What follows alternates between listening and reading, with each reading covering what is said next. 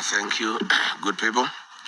Tonight I travel to the United States of America for several weeks to engage Kenyans living and working in the United States and the diaspora ahead of the August 10 general elections. But before I leave, it is my duty to bring to the attention of the people of Kenya on several issues of concern that affects the well-being of our nation. One is the harassment of small-scale gas traders sanctioned by William Ruto. Number two is the plot to rig the 2027 general elections using the Korean Meru Technologies Limited system. Targeted harassment of small-scale gas traders. I've on several occasions brought to the attention of Kenyans on the systematic economic sabotage, deliberate harassment, state-sanctioned extortion, and impoverishment of the people of Kenya by this regime. Lost on its mandate and promises made in 2022, the regime is hell-bent to impoverish the very small-scale traders and the people on whose pedestal it ran. Today, I want to speak to millions of small-scale traders in the gas industry who have, for the last few weeks, reached out to me after months of oppression and an extortion cartel. But before then, let me remind the people of Kenya that this regime was founded on the philosophy of bottom-up economic transformation agenda. But over the last 4 years, the regime is doing the exact opposite. The small trader, the Kenyan retailer, who was supposed to be moved from the bottom of the economic pyramid, now the retailer has been moved to the bottomless pit. Kenya has between 4 million to 5 million micro and small retail enterprises who hold dukas, kiosks, and market stores. They form a majority of neighborhood shops supplying daily household goods. This number is well over 60% of the medium and small enterprises market base. On 2nd March 2023, at the Kenyatta International Conference Center, William Ruto, during the launch of the Women Enterprise Fund, in the presence of hundreds of women, made the famous Mutungi ya gas promise that the price of the 6 kg gas cylinder would trade between 300 to 500 Kenya shillings from the then 2,800. This was to be effective from June 2023. Little did we know that he was planning to raid the trade and dominate it.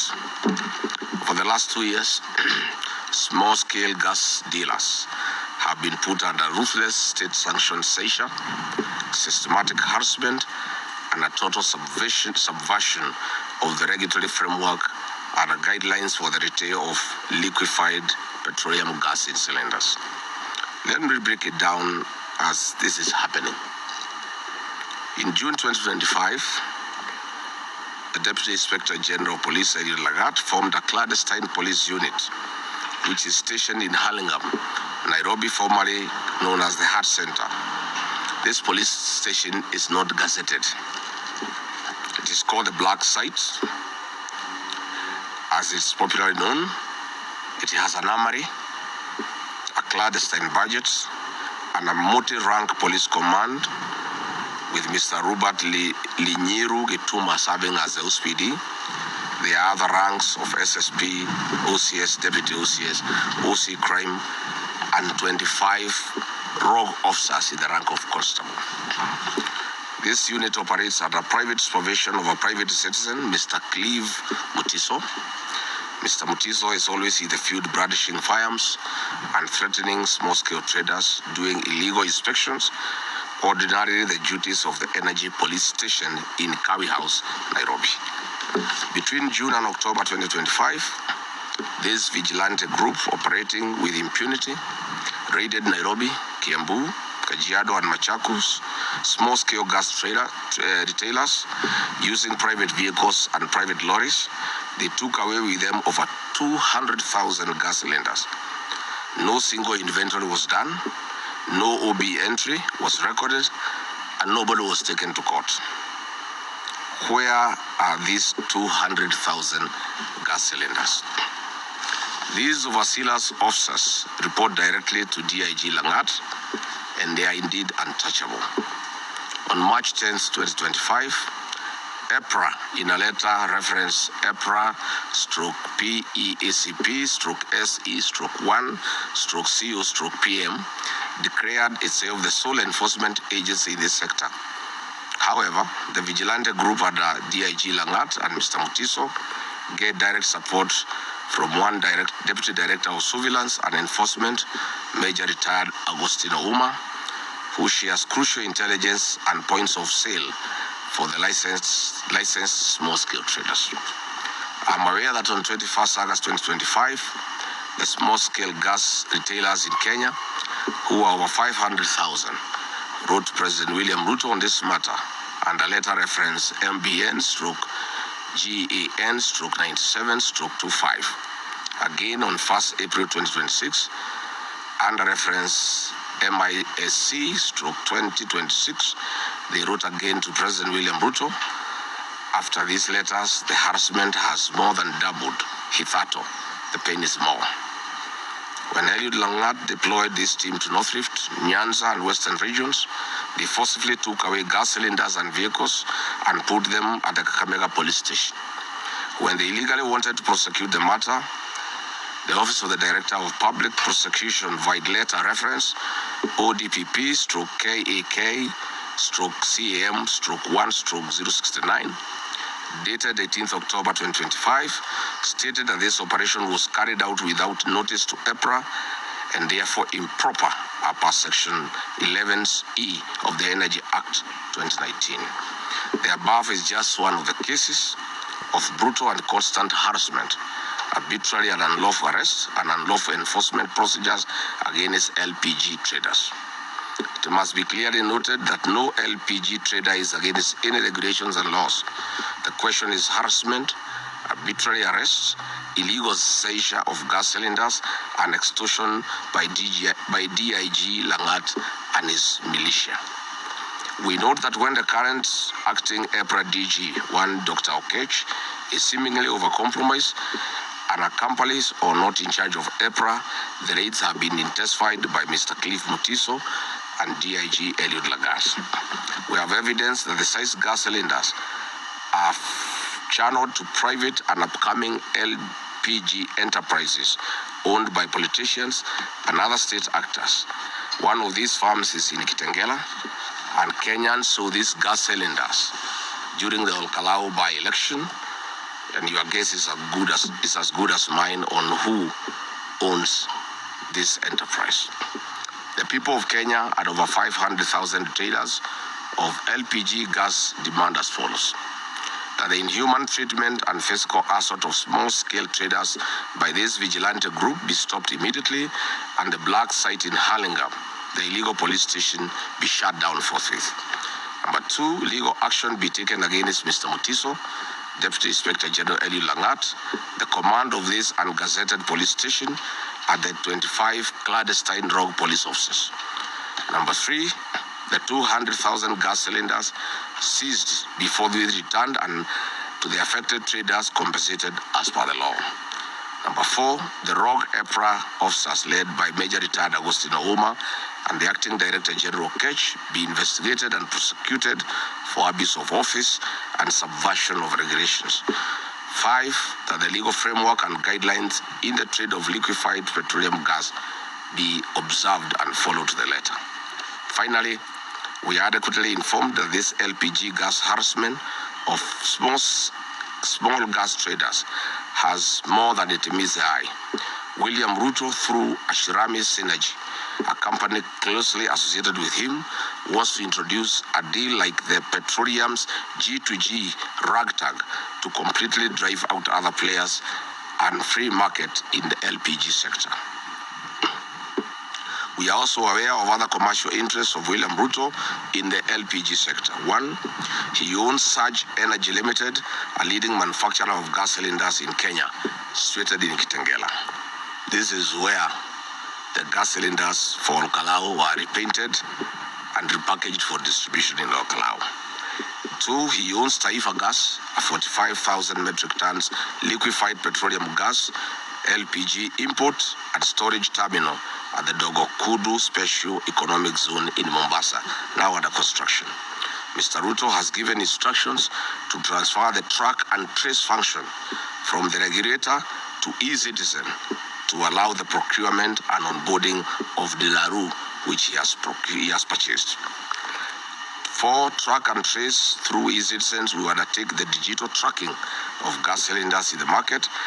This contract is being awarded to Dilaru, and we all know that William Ruto owns Dilaru. Mr. William Ruto, please leave small-scale traders alone. You have taken too much. And again, we kindly ask you, how much is enough? The Kenya Integrated Election Management System.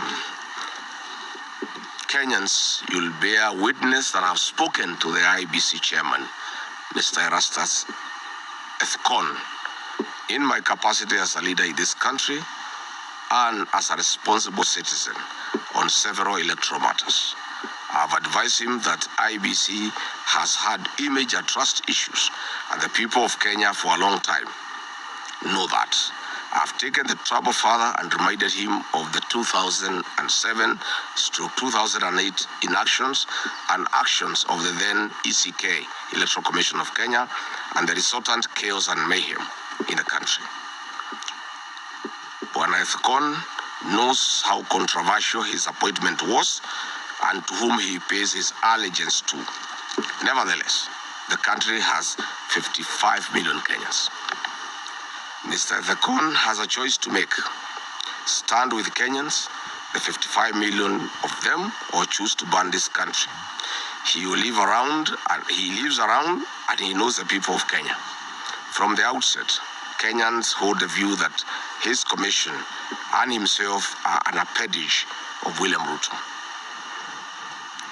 And they are biased and do so to serve his political playbook. He has not spoken to this matter, and he will not, and you all know why. Mr. Ethkon is well aware that when he was named as IBC chairman, he lived in a rented apartment. Mr. Kimani Ichung'wah, the leader of majority, told a group of public officials that they procured a house for Mr. Ethkon in Karen at 200 million shillings. Mr. Ethkon is yet to respond to this matter. You are aware that on 11th August 2026, tender reference number IBC/OIT/01/2026-2027 for the supply, delivery, installation, testing, commissioning, support and maintenance of the Integrated Elections Management System, hardware, equipment and accessories was advertised and is to close on September 1st, 2026 at 10 a.m.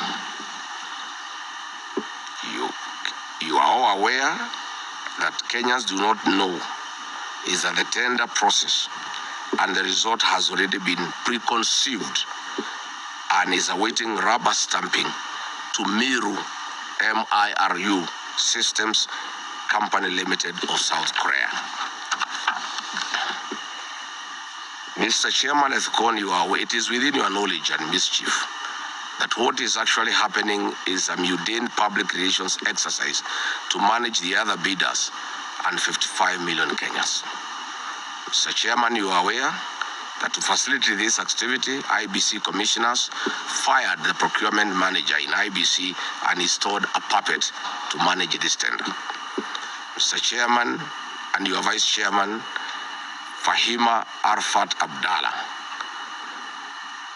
have been compromised as the drivers of this tender process against the concurrence and the wishes of the other commissioners. Mr. Chairman, this is not the first time I'm raising an alarm on your Vice Chairperson. You will recall that during the by-elections in Magarini last year, this same Vice Chairperson was largely involved in the malpractices, and I made the matter public. You did nothing about it. This confirms that she was holding your brief and that you are the appointing authority. Mr. Chairman, with your concurrence, the PS for Interior, Remo Domolo, the PS for Immigration and Citizen Affairs, Mr. Belio Kipsang, have held meetings with Meru Systems Company Limited of South Korea. They are in the process of giving to the company access to the country's voter registration database for integration purposes. But Kenyans are asking, who is Meru System Company Limited? This is a South Korean company with a very bad history of rigging elections across the world. Their global failures are well documented, having faced allegations of faulty technology in Argentina, Philippines, and the DRC, where they deploy their equipment and technology. In 2018, Meru Systems Company Limited supplied BVR kits to the Democratic Republic of Congo. Reports show that they delivered the election equipment 6 months late. Following the controversy, the South Korean government publicly distanced itself from this company. In the Democratic Republic of Congo in 2023, election observers reported that up to 45% of polling stations experienced equipment malfunctions, and this potentially excluded 17 million Congolese from voting. Again in Congo, illegible voters' cards were used and actual voters were removed from the roll of voters.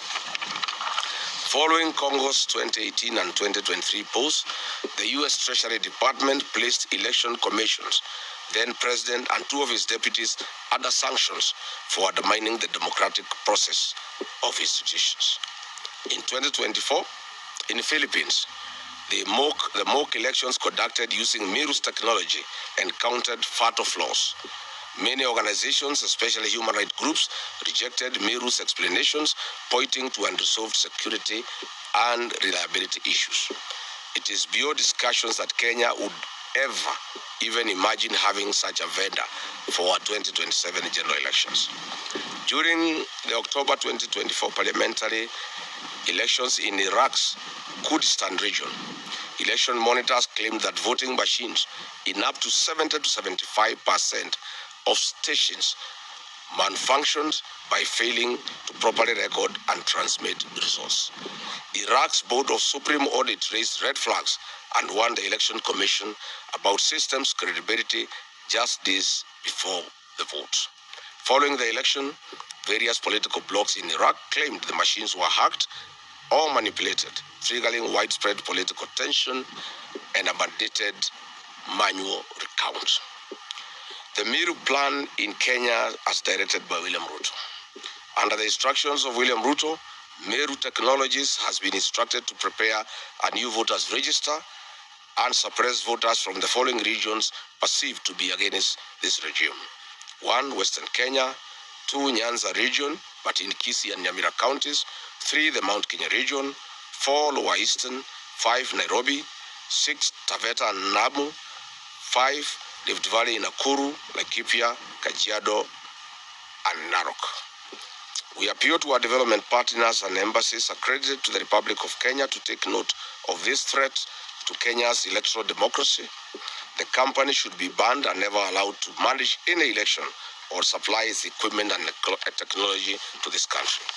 I would like to challenge IBC to confirm if the technical specifications in the tender have not been specifically crafted and tailor-made around the profile of Meru Systems technology. The IBC must tell Kenyans whether this procurement process is in line with provisions of Article 227 of the Constitution and Section 60 and 61 of the Public Procurement and Asset Disposal Act. Further, we are asking, what was and is the role of the Cabinet Secretary for Mining, Ali Joho, and Vice Chairman of IBC Commissioner Fahima Arfat Abdallah in this tender process? Can IBC produce documentary evidence showing who drafted the technical specifications for tender number IBC/OIT/01/26/27, including all internal committee meetings, technical working papers, market surveys, approval records, and explain why the specifications mirror the capabilities associated with a single supplier identified in the market rather than being expressed as performance-based and vendor-neutral requirements. Before publishing the tender, what market analysis did IBC undertake to establish the multiple qualified manufacturers or system integrators could realistically satisfy every mandatory technical requirement, and how many suppliers were identified as capable of meeting the specifications without requiring exceptions or waivers? How come and why did the IBC formulate mandatory experience and qualification requirements that absolutely correspond with the operational history of Meru Technologies, instead of adopting proportionate, objective, and outcome-based eligibility criteria as required under the Procurement Act? And what technical justification exists for each restrictive qualification? What a clever coincidence, Mr. Ethicon. How come and why does the tender document contain numerous provisions requiring IBC to insert, specify, or determine technical standards later, which stimulously imposing rigid mandatory requirements elsewhere? And how can bidders prepare comparable and responsive tenders where essential specifications remain undefined or internally contradictory? Why did the IBC require a tender security of 30 million shillings while failing to disclose sufficient information regarding the quantities, commercial scope, estimated procurement value, or the budgetary basis necessary to demonstrate compliance with Section 61 of PPADA, and how are bidders expected to assess commercial risk under those circumstances? Finally, given that the Constitution requires procurement to be fair, equitable, transparent, competitive, and cost-effective, what safeguards did IBC implement during the drafting stage to ensure that no manufacturer's proprietary, architecture, certification profile, or product ecosystem, including that associated with the Meru systems, was embedded into the mandatory specifications in a manner that excluded otherwise qualified competitors? Kenyans should also be made aware that William Ruto's captured parliament has deliberately delayed the passing of the Elections Amendment Bill 2024 that contains provisions that touch on technology. Specifically, the bill proposes that the supplier of KIMS technology must grant IBC intellectual property rights and ownership over the system. Senate passed the bill, but it has been pending in the National Assembly. We all know why. It is also not lost on Kenyans that recent changes in the ownership of Delaru Kenya Limited is directly linked to the ongoing electoral fraud that will be deployed in August 2027. Delaru Kenya Limited is a security printer with the technical capacity to print election materials locally. I am persuaded that William Ruto's recent investment in Delaru Kenya Limited is part of the rigging game plan that has now been put into play. No wonder, despite all the indications from independent scientific polling and intelligence assessment that show a William Ruto loss, he is confident that he'll whitewash any opposition and extend his kleptocracy for a further 5 years. Vulnerable and defective electoral voting technology threatens electoral transparency and the credibility of an electoral process. Any attempt to change the election management system technology less than 11 months to the 2027 general election is a recipe for failure and chaos. The real mischief of IBC, as directed by William Ruto, is to interfere with the voter register during the digital migration of data from the Smartmatic KIMS to the Meru technology kits. This they intend to do the last minute so that there is no room for corrections. This will cause massive vote rigging and voter suppression in some areas. Good people, that is what we needed to say about the harassment of small-scale traders in LPG gas trade and the attempts to bring this technology from South Korea that has failed everywhere, and specifications are tailor-made. And I've been told that the technology will cost 6.5 billion. up from the 4 billion the current system is charging, creating a 2.5 billion bribe to the IBC commissioners and their cronies. Kenyans must resist this. Finally, I want to say, I want to go to Kikuyu constituency. The last time I was there, Kimani Ichung'wah unleashed violence on the people of Kikuyu, and the police were part of that violence. I'm told Kimani Ichung'wah was having a meeting this morning at 5 a.m. with the Dagoretti South MP, Mheshimiwa Kiari, to plan on how to attack the people of Kikuyu. I want to ask the Inspector General of Police, Douglas Kaja, to provide security to that meeting, and his officers should not be part of violence that as they were last time. In fact, after goons were unable to attack our meeting the last time we were in Kikuyu, it is the police themselves who attacked our meeting. And I've been saying police have become goons. Kikuyu police station is a scene of crime. The OCS there, Mr. Mulwa, is a chief goon and works with Kimani Ichung'wah to cause violence against the people. So we'll be in Kikuyu this afternoon, and we ask the IG to provide security. We ask the OCS Kikuyu not to unleash violence against innocent people. Kenya is a democracy. To let people have their meeting and sell their agenda. After we leave, Kimani Ichung'wah can have another meeting tomorrow or the day after and sell his agenda. And you know, Kimani Ichung'wah is also very busy. Coercing my church, the PCA, to go and meet William Ruto.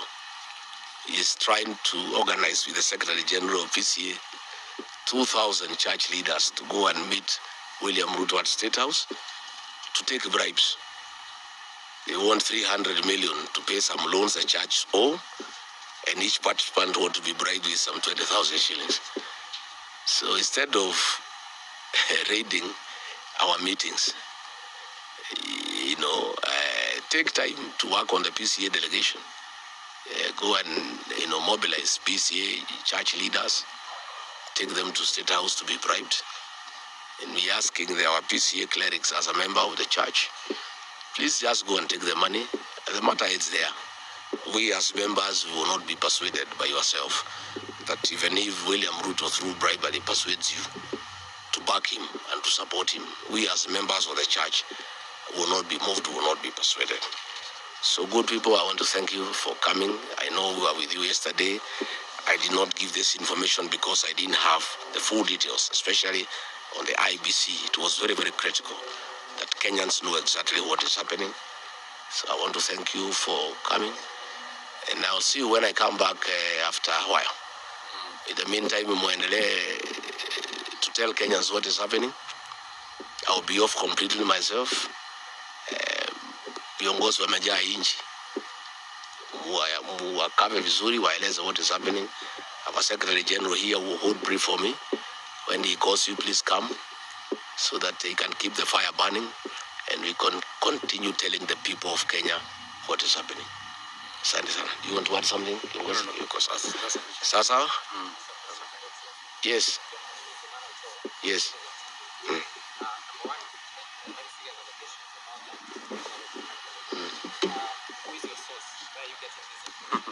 IBC, inside IBC. You know what is happening? Manoto. And you have noticed, Kenyans are very patriotic.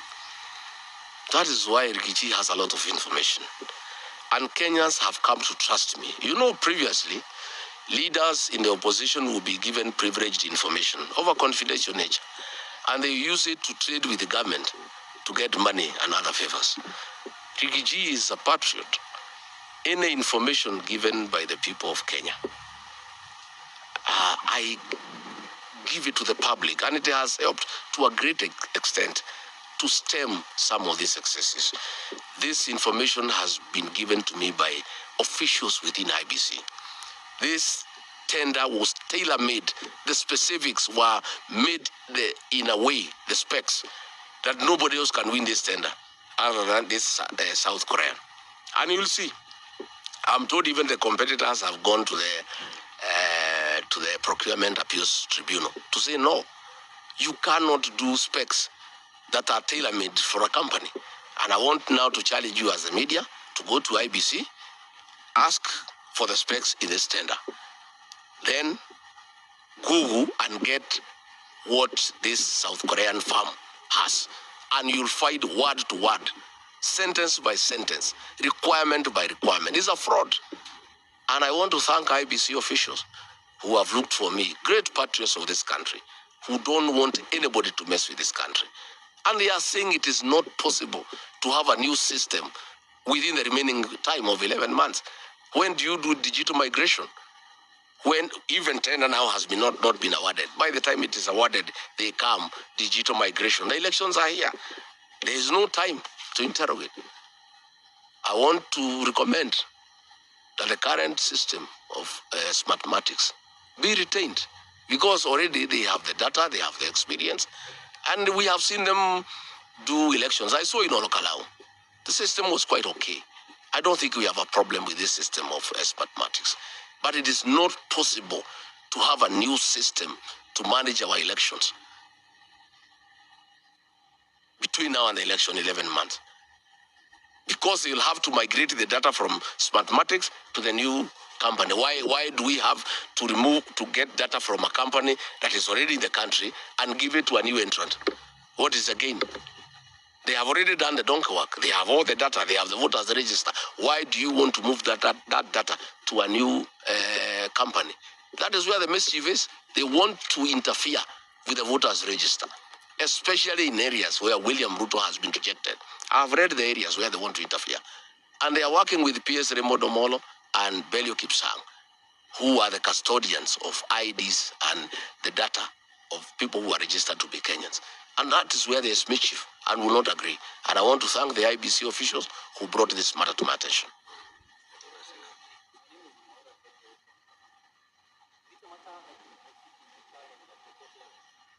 Yes, we'll see how it goes. If they insist of awarding this tender to this company, we'll challenge it, because it's not going to happen. We will not allow it. Because it's totally absurd, and you can see the intention. It is clear that it is, and this is a company that has failed in every country they have been. So why do you want to bring failure from other countries to Kenya? We cannot accept. Thank you very much. Nafikiri hiyo inatosha. Ndio. Yes.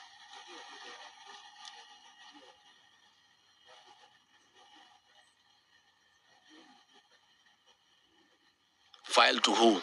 If DIG Lang'at is a suspect, you file to who? You can only talk to the Kenyan public. Utashtaki DIG Lang'at kwa nani? Yeye hata ndio mkubwa ya Kaja. Kaja is the IG, but he takes orders from Lang'at. Where we will report Lang'at? You know what happened in Central Police Station, where somebody is in court after he gave instructions. Nothing was done to him. Alirudishwa kwa ofisi. So sisi kazi yetu ni kushtaki hao kwa raia. Lakini next year tutapeleka hao kotini. Lakini for now we report them to the Kenyan people. Asanteni sana, thank you very much. Asante. Yana natosha hiyo.